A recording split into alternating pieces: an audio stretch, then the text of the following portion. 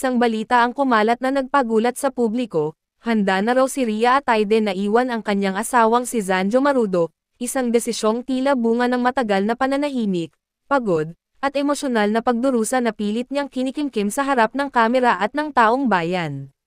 Sa loob ng ilang taon ng kanilang pagsasama, madalas silang ituring na isa sa mga pinakamatatag na couple sa industriya, ngunit ngayon, tila dumating na sa sukdulan ang lahat, at ang pag-ibig na dati puno ng halakhak at pangako ay unti-unting nauwi sa katahimikan, lamat, at luha.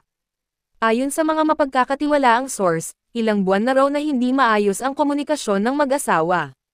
Madalas daw na nagkakaroon ng hindi pagkakaunawaan, mga tampuhan na nauuwi sa matinding pagtatalo, hanggang sa tuluyan ng nagkakalayo ang kanilang loob.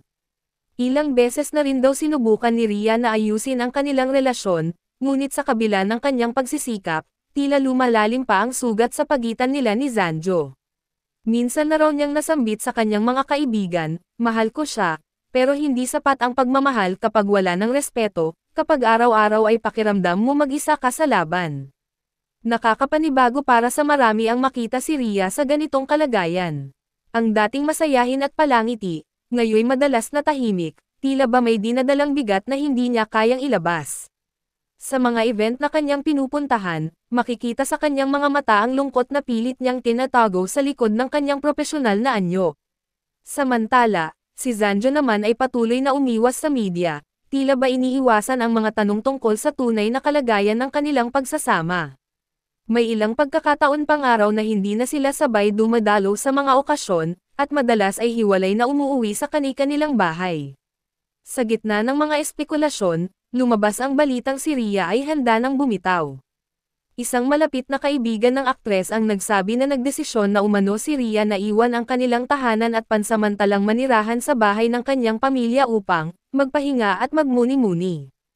Hindi raw ito basta emosyonal na desisyon, kundi isang matagal na pinag-isipan matapos ang paulit-ulit na pag-aayos at pagbibigay ng pagkakataon na hindi naman daw pinapahalagahan ni Zanjo. Ayon sa nasabing kaibigan, pagod na siya. Mahal pa rin niya si Zanjo, pero mahal din niya ang sarili niya. Hindi na niya kayang magpanggap na masaya habang unti-unti siyang nauupos. Ayon pa sa ilang insider, may mga pagkakataong nakikita raw si Zanjo na umiiyak ng mag-isa sa kanyang sasakyan, tila ba nagsisisi sa mga nangyari, subalit huli na raw para itama ang lahat. Hindi na siya sinasagot ni Rhea sa mga tawag, at kahit sa mga mensahe ay puro, "Okay lang ako," na lamang ang natatanggap niyang tugon, mga salitang alam niyang may bigat ng sakit at pagod sa likod nito.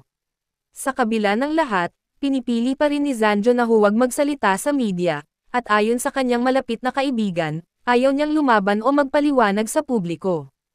Ang gusto lang niya ay makausap si Rhea ng harapan, pero mukhang sarado na ang pinto.